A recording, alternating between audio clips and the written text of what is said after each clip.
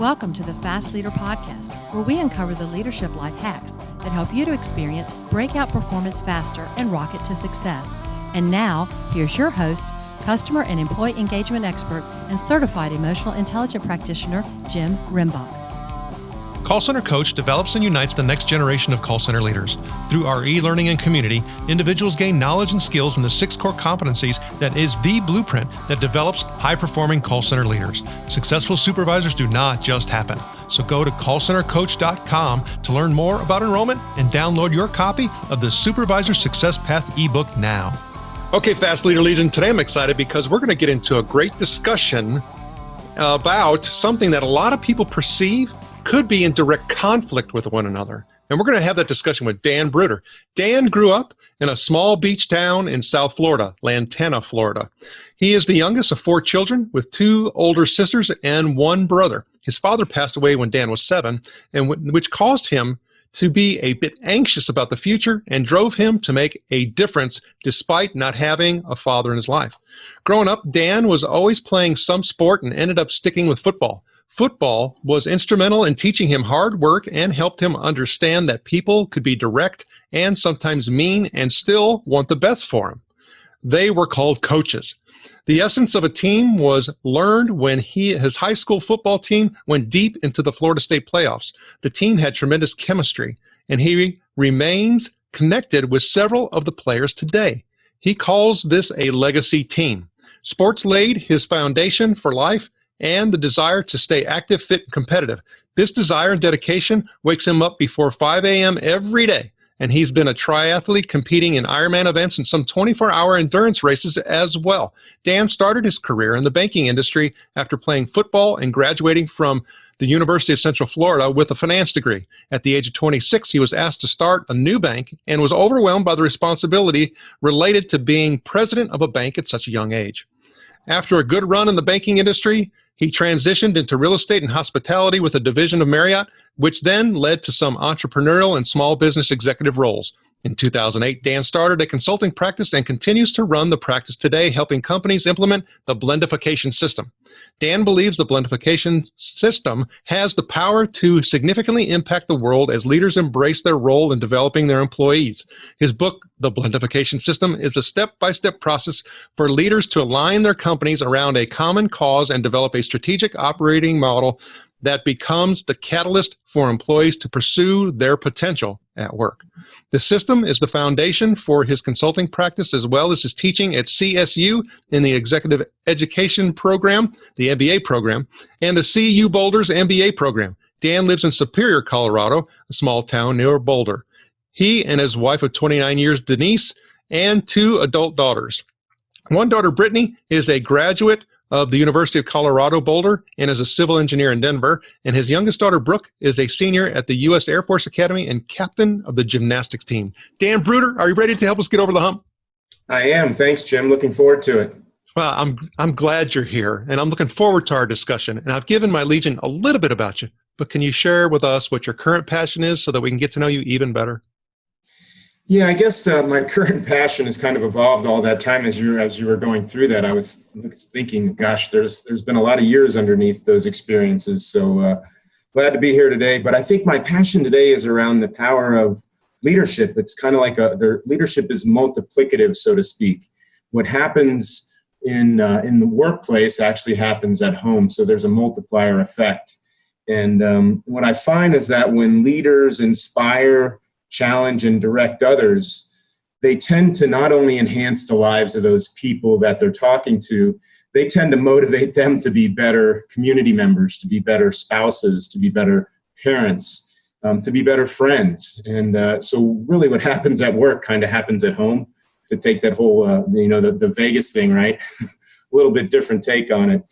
But I find that there's a real strong need for leadership right now, particularly what's going on in our country. And, if we look at it, I think the answer to all of this really lies right in front of us. And the answer is what we do at work. Jim, if you think about it, there's roughly 70% of the population that works for a for-profit company. Doesn't mean that there shouldn't be leadership at nonprofits and governmental agencies, but the truth is that for-profit companies not only drive our economy, they drive our experience, they drive our learning, they drive our growth. So if we're going to make a significant impact on this world, we probably should start with what we do at work. So I'm passionate about making and helping leaders understand that they have a system impact with their companies, with their employees, with their customers that really boil over into their communities. And so if I really look at where we are today, I think the solution is helping our leaders get better at what they do, and that's lead human beings.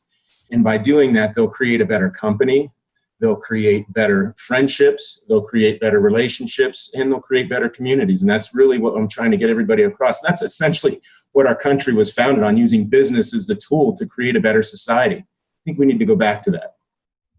Well, and as you're talking and, after reviewing the book and starting to put all these things together in regards to, what you just conveyed and being able to create it and apply it, you talk about leaders of today needing, different types of intelligence. And so you talk about a leadership intelligence pyramid. What's the pyramid? Yeah, the pyramid goes back to this idea that we really need to look at leadership as a combination of several things. And Jim, I noticed you're a certified emotional intelligence coach. Is that correct? That's correct. And of course, emotional intelligence was popularized in the 90s. And Daniel Goleman came out with a book, and everyone said, "Gosh, this is it. If we can be more emotionally intelligent, we can better connect with our people. We can provide empathy. We can learn and develop our people better. We don't necessarily have to rely on just cognitive intelligence." When I was thinking about that, and for the longest time, I thought, well, gosh, it really means, what I really believe is that we need both cognitive intelligence and emotional intelligence. So if I was going to build, the Superman or Superwoman of leadership, they would have a high level of cognitive intelligence at the lowest, the base level. Then they would layer on some emotional intelligence, the ability to relate to people when they're talking to. But then I layer on this third part that is really the top of the leadership pyramid, and that is system intelligence. Because again, what we were talking about a minute ago too is what happens. What I do doesn't only impact me and you; it impacts how you show up with the other people in your department. It impacts how you show up in front of customers. It impacts how you show up at home. So now what we start seeing is my behavior as a leader has a systematic impact on far greater things than what we can see.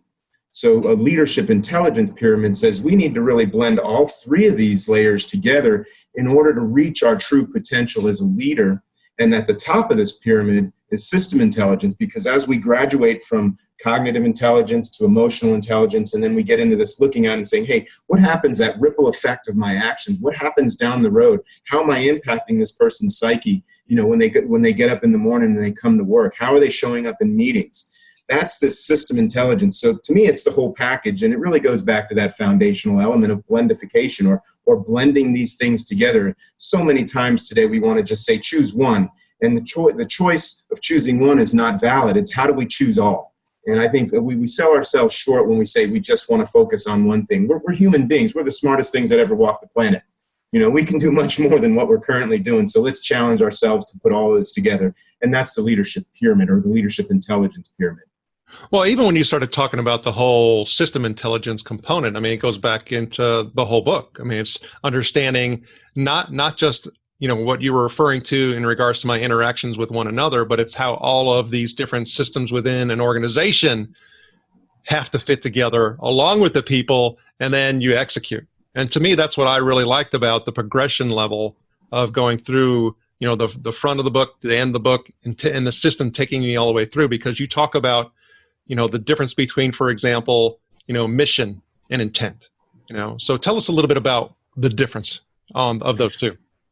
Well, we know that vision and missions, they became popular back in the 90s. I think it started out, the late 80s with Sony that came out with a vision statement. And I actually don't even know what the difference between a vision and mission is. I think everybody uses them interchangeably. The way I look at this, though, is that the vision or mission statement if I say that, and I teach at 2 universities, as you mentioned, if I said that to my 25-year-old MBA students, they would almost laugh at me. And here we go, some corporate jargon, right? And what I really look at is what motivates people. And what we've found over the years is people have created a vision or a mission statement, and they put it on a wall. And most people in the company don't even see it or understand it, and there's no real action behind it. There's no accountability to it. So when I started saying I need to really develop a way to create a culture that can drive a company to higher levels, what are the key factors? What are the things that I want? So I came up with intention as opposed to mission. And to me, an intention has some level of accountability. So if I tell you my intention for you, Jim, is to do X, Y, and Z, now you can actually hold me accountable to this. A mission or a vision is kind of a dream.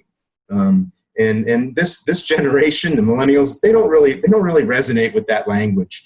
But when you say my intention for you is this, now they wake up, their ears perk up, and they say, okay, this is what this person's going to do with me. So when I talk about intention, I create a statement of intention in the book.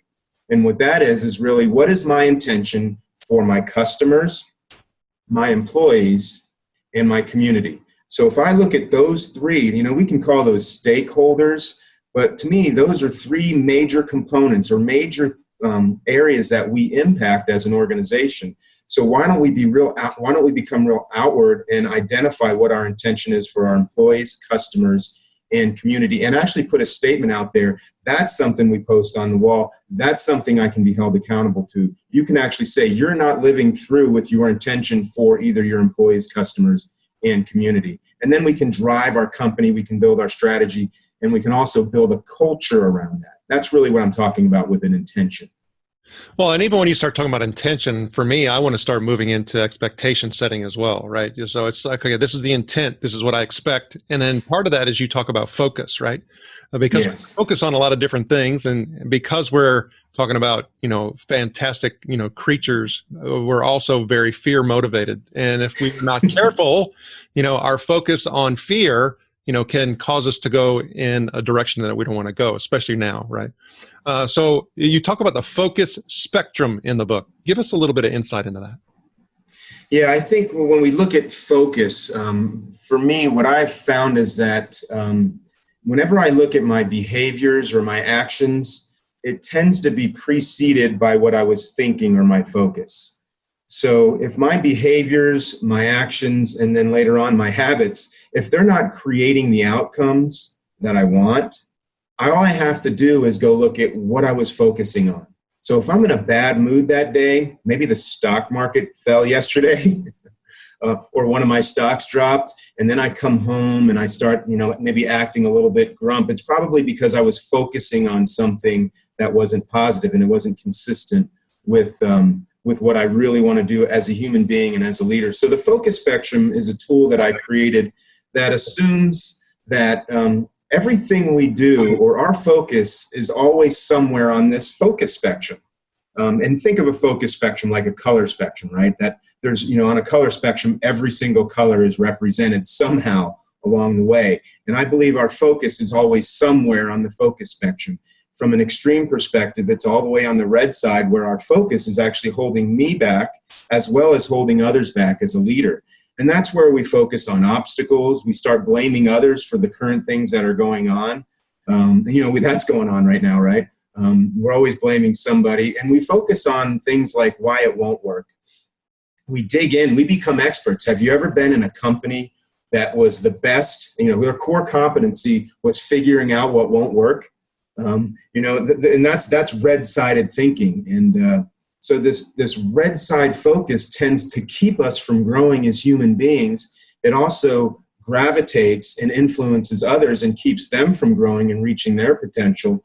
And then if we do this within a company, if we're always focused on our obstacles, always focused on blame, always focused on what won't work, we're self-centered. If we're always focused on those things, we have a company that becomes stagnant. And quite frankly, the culture becomes terrible. And it's really based on where we focus. Then we go over to the other extreme and saying, how do we actually change that? How can I be aware of my focus, kind of like emotional intelligence. How are we aware of what our focus is at any given time? Where is it on the spectrum? Is it on the red side? Am I blaming others for the current situation? Or am I looking at what are our outcomes? If we go to outcomes and say, what do we really want to create? And we were talking earlier, Jim, about goals, having goals. And, if we can get ourselves focused on goals and positive outcomes, now our focus takes us to a place that then drives motivation. It drives inspiration. If we stay focused on what we want to accomplish, that's the green side of the spectrum. And then we start talking about not what won't work, we start talking about what will work. We look for solutions. It's solution-based thinking, outcome-based thinking. And all of these things really create a way that we can build a better self and a better leader when we're talking about where we're focusing. And it really comes back for me. And I created this focus spectrum because, quite frankly, I found myself on this red side and couldn't figure out why. I create these leadership tools, and I do them to fix me because I'm broken. And so now whenever I find that I'm blaming somebody or I'm reading an article and I shake my head and I go, oh, I can't believe they did that, or somebody at work is doing something, I start going, gosh, I'm camping out on the red side. I need to move my focus to the green side and get myself focused on how we can make things work, where we're going as an organization, where I'm going as a human being, staying focused on those big rocks, so to speak. Well, I think that's why the blentification system is so important. Like, for example, even when you're talking about that and focusing on red, that's one of the reasons why, if you look at some of our traditional models, I can't stand the whole SWOT model. I mean, it's weaknesses and threats that are sitting there and just really undermining a lot of the things that are, possible strengths and opportunities. I prefer to use the strategic model based in positive psychology called SOAR, which is strengths, opportunity, aspirations, and results. I mean, there's no negative things in there, right? I'm going to stay in the green because I need that. Yeah, I actually have done quite a bit of work on that, and I incorporated it into the strategy whiteboard. Now, the SWOT, to me, is a fabulous tool if done correctly. But you're right. When I used to use the SWOT, I would spend most of my time talking about opportunities and threats and debating if one was an opportunity or a threat, and we would spend hours talking about that. And the truth is, it doesn't matter. To me, I just call them external impacts. So if you were to look through the book, you would see this thing called a strategy whiteboard. And within that, there's a whole chapter dedicated to what I call external impacts. They're going to happen. We can't control them. The question is, what are we going to do about them? So I just call them something simple. They're external impacts. COVID is an external impact. Now, what are we going to do about it, right? The Great Recession is an external impact. The move towards more technology is an external impact. So the whole SWOT model is a really good foundation, but I don't think it's really being used for its true capabilities. There's some other conversation about how do we actually take those external impacts and then build an organization around it. And you were talking about the SOAR model. There's a lot of different models out there. I choose to use something that I call external impacts and then go into internal evaluation. So then we evaluate our internal environment based on what the future is, not based on where we are today. Oh, definitely. I mean, that gets right to the whole action-based element and execution element, which is critically important. And one of the founding governances you also talk about is having a statement of intention. Tell us what that is. Yeah, and we were talking about that a little bit ago, and it starts out with first having a statement of cause. And, I threw away the whole vision and mission and values things. It just didn't really resonate with people anymore. It really wasn't being used to drive focus. So I created a more of a hierarchical process that starts out and talks about, first a statement of cause. What are we really doing? What is going to be different in the world because our company exists? What is our company going to do in order to impact the world? And that's our statement of cause. That's not a goal, by the way. That's something that lasts forever. That's what our cause is. That's why we get up in the morning. That's why we go to work. That's why we work with people we sometimes don't always like, right? It's because we have this cause that we're going after. And then underneath that is where we create this statement of intention. And that's where we create a statement that we're held accountable to our employees, customers, and community.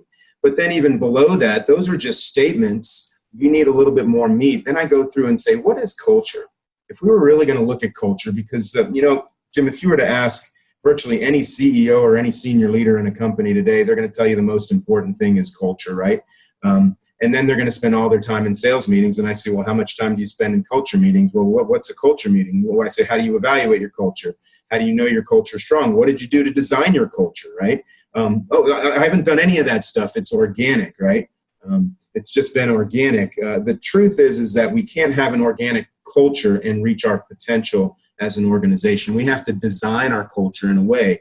And we do that by developing our statement of cause, statement of intention, but even more importantly, we have to identify the behaviors. So below that statement of intention is the behaviors, because we want to actually, I don't want to call them core values. I want to say, what behaviors do I want to see? Do I want to evaluate? Do I want to see within the company how we're treating our employees, how we're treating our customers? So those behaviors, we actually build those out, and they feed up to this statement of intention. By the way, even at the lowest level, we go down and actually highlight habits, because habits can be very, very good, or they can be very, very disruptive. So if I look at that, the statement of intention really drives some accountability with our behaviors and habits too. Yeah, and you give examples of this in the book. So, like for the culture piece, you talk about a hotel and hospitality organization, and you refer to the cause being to enrich family, friends, and professional connections with life-enhancing, memorable experiences. And then you have the intention about employees and how they're developed and they're nurtured to embrace responsibility to be able to serve those guests and make that impact. And the specific behaviors you're saying are, have converge focus on meaningful and motivating outcomes, committed to maximizing personal interactions to activate potential. I mean, those things can be more measurable. So you don't have the CEO that says, well, the culture, well, you just know because you feel it. Yeah. I'm from Colorado, and specifically Boulder. There's a lot of organic thinking out here, right? But we can't reach our potential and live our lives and grow a company by just being organic with everything. And culture, if it's important, we're going to design it, we're going to write it, we're going to evaluate it, we're going to hold people accountable to it, we're going to drive it, it's going to attract people, it's going to repel people, it's going to attract customers, it's going to repel customers. Culture is everything. And that statement of intention, that statement of cause, identifying behaviors and habits are the key component of building a culture. Once we have that kind of identified, now we can actually build a plan. And that's our strategy side, right? Not before that, right? Why would we ever build a plan if we don't know what we're really trying to accomplish or what our cause is? And then another one of the tools you have is the STEEP model. Tell us what that is. Yeah, the STEEP model actually falls underneath the external impacts. So, if we were to go back to that SWOT conversation and the opportunities and threats, those are basically looking at what's going on outside the company that's out of our control. And so many times when we either go into companies and we talk about developing strategies based on the SWOT analysis or whatever model you use, we tend to just start talking. But we don't really have a model for that. And we tend to forget things. Believe it or not, you put 15 people in a room, we start forgetting things. We don't realize one person says something and then somebody else follows that path. And then we missed a big component of what's going on. So underneath the external impacts, I created this thing I call the STEEP model, and that's basically just a reminder that we need to look at these 5 components of the external environment so that we can evaluate in the future how they're going to impact our organization and our industry. The STEEP is an acronym for social, technological, environmental, economic, and political. I always put political at the end because it's really challenging to talk about up front. But we use that as a process, and it's just a step-by-step process. And we have worksheets. You probably saw it in the book. We have worksheets that go through that so that we don't forget all these different things that can impact our company. There's the social impacts. We know that social impacts are really dramatically impacting how we sell our product, who we sell our product to, but even more importantly, it actually impacts how we lead our organization socially. What are we talking about? What's our HR department? What type of training are we doing? So we want to look at all those things when we're going through and evaluating what's going on. We want to look at technology. How is technology impacting us? This, and particularly for the education industry, all these things that are going on right now are really just picking up and accelerating what was already happening. Well, online education, that didn't just appear on March 15th. Working from home, this has been going on for the last several years. It's just accelerated. So how has technology and how will technology impact our company externally in the future? How will it impact how we engage with our customers? How will they buy from us technologically? How will we lead and develop our people? How will we communicate with our people inside? Environmental, that's a big component of what's going on. Are we doing the right things environmentally? And we think that's good for the environment. Yes, it is, but it also impacts our ability to recruit and retain our people. We can't say we're going to be environmental stewards of this earth and then do nothing about it, because when we hire people, they're going to realize that, no, this isn't the case. So all of these things, social, technological impacts, environmental impacts, obviously economic impacts, with 10.2% unemployment right now, there's an economic impact to that. We need to be forecasting, what's that going to look like over the next 6 months, the next year, the next 2 years, and how is it going to impact my organization? And I won't even get into political. I'll leave that to somebody else to talk about. So that's always a tough one. But the key point here is that we need a model in order to make sure that we capture everything that could potentially impact our company, so that we can build a strategic platform that we can use that will enable us to pursue our cause. Well, and it goes back to the whole systematic thinking and intelligence, and being able to have more visibility into all of those different components and elements that oftentimes, like you said, we forget. Now, but really, when you start looking at where organizations have had the most struggle, it comes in two ways. But the first one I want to address is all about getting things done, executing, taking action. And you recommend something that I haven't heard from before, and you call it a roots group. What is a root group? Well, roots groups for me is, as we've gone through this, we've talked a little bit about culture, Jim. We've talked a little bit about strategy and the external SWOT and things like that. And ultimately, we build a plan, a strategic platform. And then we have this thing on paper. We call it a plan. We call it a strategy. And typically, companies go away every 1 or 2 years and they develop this strategy, and it comes back and it kind of goes on the bookshelf. And we know what happens to strategies. Most of them fail. It's not that the strategies fail, it's the execution that fails. And underneath execution, there's a lot of things that go on. But what I wanted to do is take the execution responsibility out of the hands of the executive team in a company. And the truth is that the executives aren't going to do the work. They were never designed to do the work. And so why don't we create a model that creates change in the company at the grassroots level? And that's what I was looking for. And that's really where the name Roots Groups come from. So when we leave a leadership or a strategy retreat using our strategy whiteboard, the last thing we do is we identify 4 Roots Groups. A Roots Group that focuses on the customer and market, a Roots Group that focuses on the product, a Roots Group that focuses on the operations, and a Roots Group that focuses on the people. So all 4 of those are what I call strategic focus areas. We create specific Roots Groups that are now tasked with owning the execution of the strategic outcomes, execution of the plan. What we've done here, and there's some psychology to this too, because we know that there's cliques that exist in organizations, right?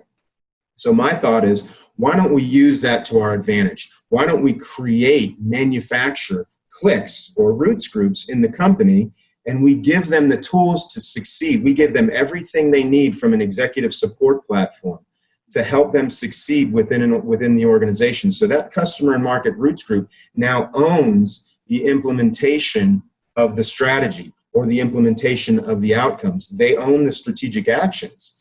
That means that they have the ability to change on a dime what they're doing. In practice, how this works is a specific example of a company. COVID happened, and it was the end of March, and we didn't know where this thing was going. So if you went into the book, you'd see there's a series of structured meetings that are driven by the Roots Groups. What they did is they called an emergency connection meeting, and the connection meeting is where the Roots Groups connect back to the executive leadership team. So they're already doing these meetings on a tempo basis. What they did when this COVID came is they did an emergency one, and the Roots Groups then said, hey, something's going on outside the company called this coronavirus. I don't even know if it was called COVID-19 at that point, right? So they said, here's what we recommend doing. Now, the executive leadership team just started thinking about this, but the Roots Groups were way ahead of them because they were tasked with the agile execution of the strategic outcomes. And so what I believe is that if we can create internal peer accountability groups, no hierarchy, these are internal groups that hold each other accountable, completely accountable. They work with each other. They're cross-functional, so it's not one department. It's not a committee. They're cross-functional. They have the ownership of all these outcomes. Now we actually start taking strategy and we're embedding it into the core of our company, and that strategy becomes part of our culture through our execution. I don't know if that makes sense. If you follow that connection, the strategy is through the roots groups really becomes part of our culture, and they're actually executing on this. That's a key component of this because, like I said, these roots groups or these peer groups already exist. Why don't we make them do something special for the company? They'll be more fulfilled through their careers at the same time. So that kind of summarizes the roots group concept. It's creating and implementing rapid, agile change at the grassroots level, and it's all structured. Well, that even addresses one of the issues. I think it was back in like 1980s. There was an article in Harvard Business Review that looked at change initiatives and why they failed to such a high degree. And it comes down to what you're essentially saying. It's the direction, and all of that came from up above, and you didn't have any frontline ownership and action, and therefore, nobody bought into it. I mean, it didn't become part of the culture. It became part of that thing that gets put on the shelf, right? Mm-hmm. So the intention and the support comes from up top, and the action comes from the front line, comes from the people who actually can respond to things and understand what needs to happen first before those people who are at that higher level. Now, because this is important, because here's one of the fears that we have and we know is a major issue, is that the rate of creative thinking, talking about longitudinal studies, is going down. Innovation is going down. Yes, we've had some forced innovation right now. However, if you look at overall, without this blip, the innovation and creativity has been in a quite steep decline. So one of the worries is if I make things too systematic, too structured, therefore that creative thinking element kind of gets squashed, and we miss that opportunity. And so therefore we just end up being in a system that is not allowing us to thrive. Yeah, and that's the exact reason why I created Roots Groups, because the reason why I believe that creativity is being squashed is because we have leaders that want to control creativity. They want credit for creativity, and they're not doing their job as a leader, and that's empowering others. So what I've seen in organizations that have implemented the blendification system is they see a full engagement of the organization around creativity and solution-based thinking. So to go back to that focus spectrum, this Roots Group is really creating a process, and the Roots Group's meetings are structured in a way that the Roots Groups are tasked with outcome-based solution focus. So if we're solution focused, we have to be creative in the way we identify those solutions. We, and these organizations, we don't rely on the executive team to come up with solutions to major things within the company. It really flips an organization upside down to some extent, not completely, because the leadership team is always there as a guidance committee, so to speak. But the truth is the creativity happens at the grassroots level, and that's exactly what we're trying to engage. We want to get the overall direction of the company out there from a strategic side or a leadership side, but we want to make sure that the people in the company are actually creating the solutions and the creativity. It's amazing when you go to a Roots Group meeting how unbelievable they are when they start coming up with solutions. There was one company, we went through this, they were on the product team, and they were a large-scale manufacturer of cabinets and kitchens for commercial kitchens, large commercial kitchens for universities and things. And they went in and they put the Roots Group together, and the Roots Groups met for about 4 times, and no one ever asked them for their ideas. After about 4 times, and that's over the course of 2 months, they came up with a new design for a hinge on a cabinet that took about 1.5% out of their cost of sales. And I went into their meeting and I was sitting talking to them. They said, well, nobody ever asked us to do this. And now the senior leadership, now 1.5% on multi-million dollars of costs is a pretty significant number. And it's just because all we did was ask them to use their brains. And the solutions in all of our companies tend to sit within our people, and we never ask them for the answers. And that's what the Roots Groups do. So, I mean, to me, when I start thinking about the whole customer centricity and the importance of the customer from a product development perspective, from a service perspective, from a retention perspective, and we've always said that it resides in the front line, and this enables it. That's exactly, and that's by design. So we talk about structure. Yeah, there's a lot of structure, and the structure is to create quick and fast solutions and empower our people to do it. That's our structure. We have a meeting and a communication structure that encourages creativity, that aligns, and that creativity has to align back to our strategy, which then connects to our culture and our cause. Well, and a lot of this can be, very inspiring. And going back to what we had originally talked about at the beginning of our discussion, is focus becomes so darn important. And one of the things that we use on the show to help us focus are quotes. They're kind of one of those mental reminders that gives us a guiding point. Is there a quote or two that you like that you can share? Yeah, I think the quote that always comes to mind for me is, it's really not even a quote. It's the name of a book, and it's Marshall Goldsmith's book, What Got You Here Won't Get You There. It's just so basic to me, but it's just a constant reminder that if I want to grow and develop as a leader, as a human being, as a parent, that I need to change the way I'm doing things. I need to constantly be growing.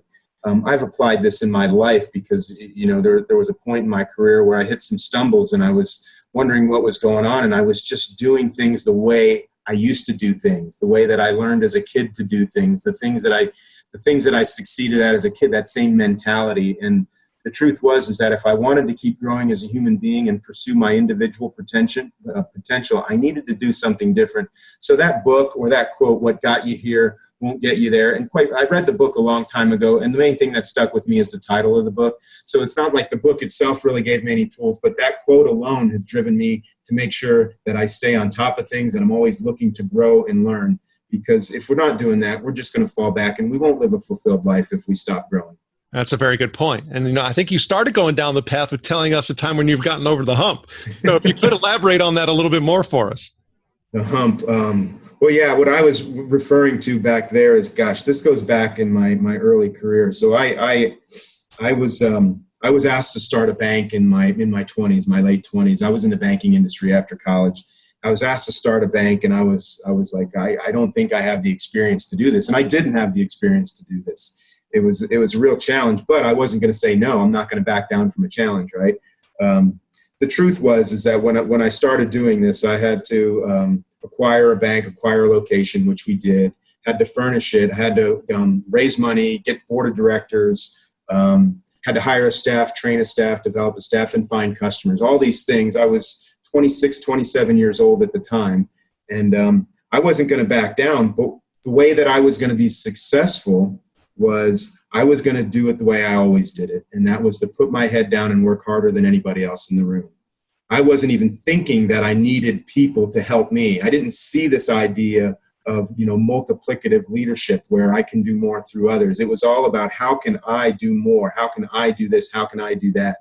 And that's how I was brought up, and that's how I learned, and that's how I achieved success early on in my life, and I hung on to that.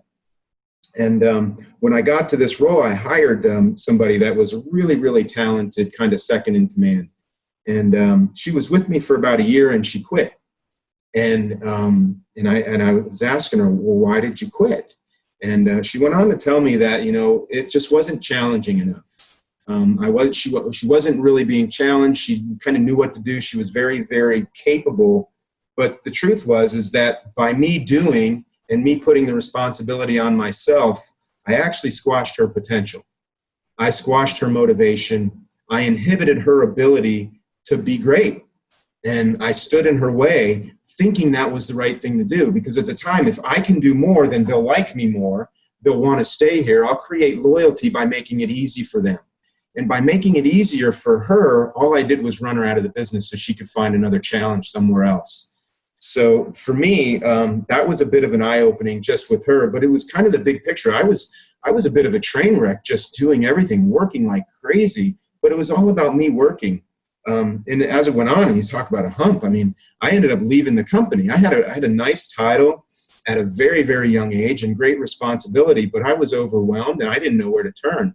My only way was to leave the company and kind of reshuffle the deck. So I left that bank and went to a different bank and said, give me a new start. I was overwhelmed. I guess it was a way of quitting. I essentially quit by going to a new bank because I was overwhelmed, and I figured I could just start fresh and maybe even hide out and learn a little bit more. And I'm not going to blame it on my lack of experience. It had nothing to do with that. Experience I can gain. I can learn that. It was a lack of my leadership. And that's what really caused my problem and caused me to change, not necessarily careers at that time, but change and go to another bank. I've always looked back on that and said, the spark of that was really her leaving and me kind of going, hey, I'm not doing a very good job. I'm not doing what I'm supposed to be doing. I need to go do something else. And, that was several years ago, but I still think about that experience quite a bit because I failed. I just flat out failed. And then I ran from my failure. Well, however, you turned those into some really good learning opportunities, and now you're coming back and teaching others. And the Fast Leader Legion wishes you the very best. Now, before we move on, let's get a quick word from our sponsor. An Even Better Place to Work is an easy-to-use solution that gives you a continuous diagnostic on employee engagement along with integrated activities that will improve employee engagement and leadership skills in everyone. Using this award-winning solution is guaranteed to create motivated, productive, and loyal employees who have great work relationships with their colleagues and your customers. To learn more about An Even Better Place to Work, visit beyondmorale.com/better. All right, here we go, Fast Leader Legion. It's time for the Hump Day Hoedown. Okay, Dan, the Hump Day Hoedown is the part of our show where you give us good insights fast. So I'm going to ask you several questions. And your job is to give us robust, yet rapid responses that are going to help us move onward and upward faster. Dan Bruder, are you ready to hoe down? I am. All right. So what is holding you back from being an even better leader today? Well, I would say what's holding me back, and I think about this a lot, is my shadow self. And that is the things that I used when I was younger that gave me success. And, that shadow self or that false person is holding me back. This description of a person that has to work hard no matter what and really do everything for everybody else is holding me back. So once I identify that that's my shadow self, I don't need it anymore. Go away. Thank you for getting to where I am. I don't need you anymore. So that's what really holds me back. And what is the best leadership advice you've ever received? Well, I think it comes from the book, The Power of Habit. And that 40% of what we do every day is a habit. So if we want to change our trajectory in life or change our trajectory in our companies, we need to change our habits.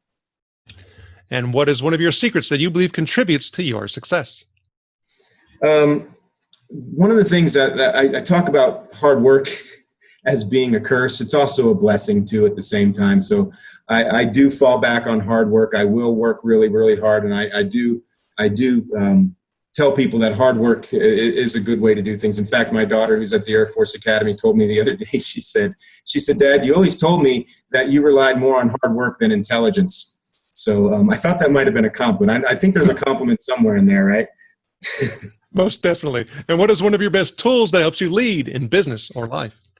Well, we actually talked about it, the focus spectrum. To me, that's changed my life. I created that selfishly for myself, because I didn't want to get stuck thinking about things that would hold me back. It's the focus spectrum and the ability to switch my focus at any given time to positive, fulfilling, and sustaining outcomes. And what would be one book you recommend to our Legion? It could be from any genre. Of course, we're going to put a link to the Blendification system on your show notes page as well. Sure. I would say Conscious Capitalism by John Mackey, the co-CEO, or former co-CEO. I don't know if he's still the co-CEO of Whole Foods. But just looking at how capitalism and companies can really make a difference in society, to me, that really resonates. Again, going back to what we said, the solution to where we are today and all the problems we have in society are really what we're doing at work. Okay, Fast Leader Legion, you can find links to that and other bonus information from today's show by going to fastleader.net/Dan Bruder. Okay, Dan, this is my last Hump Day Hold On question. Imagine you've been given the opportunity to go back to the age 25. And you can take the knowledge and skills that you have now back with you, but you can't take it all. You can only choose one. So what skill or piece of knowledge would you take back with you, and why? Well, Jim, I think I would go right back to that situation I described earlier and say, what skill would I apply to that? And specifically with the person that worked for me that left. And what I would apply is a skill or a tool that I call earned success. I didn't make that up. It came from Colonel Gary Payton from the U.S. Air Force Academy when he was talking to a bunch of cadets that just accomplished something called basic training that was really hard. And he was telling them that you've accomplished something really, really challenging that you probably didn't think you could do before you started, but you've done it. And he went on to say that if we look at the lives of people and we find people that have experienced true joy in their life, true fulfillment, and what they talk about is earned success. The earned component of success is that it wasn't given to me. I worked hard. I figured out. I overcame obstacles. And that's where we look back on life. And I would apply that to that situation and apply that to virtually every situation as I lead people, that I'm going to challenge people. I'm going to grow people because they're smarter than I am. They're smarter than I think they are. They can do quite well if we just give them the challenge. They'll figure out the answers. And that kind of holds true with the whole Roots Group thing too, is that the answers are right in front of us. They're just not off the tip of my tongue. They're on the tip of everyone else's tongue. As a leader, we need to bring that out. And that's this thing called earned success. Create challenges so people can succeed in life. Dan, I had fun with you today. How can the Fast Leader Legion connect with you? Well, probably the best way is just check out my website. That's www.blendificationsystem.com. From there, you can link to Amazon and get a copy of my book, which goes through this whole system, this whole process. You can also watch my TED Talk on blendification if you're curious about this concept of blendification. I did that TED Talk a few years ago, then wrote a book that really systematizes it. You can always give me an email at dan.bruder@fusiondynamics.net. So I'm always happy to chat with people. You can also connect with me on the contact page from my website as well. Dan Bruder, thank you for sharing your knowledge and wisdom. The Fast Leader Legion honors you and thanks you for helping us get over the hump. Thank you for joining me on the Fast Leader Show today. For recaps, links from every show, special offers, and access to download and subscribe, if you haven't already, head on over to fastleader.net so we can help you move onward and upward faster.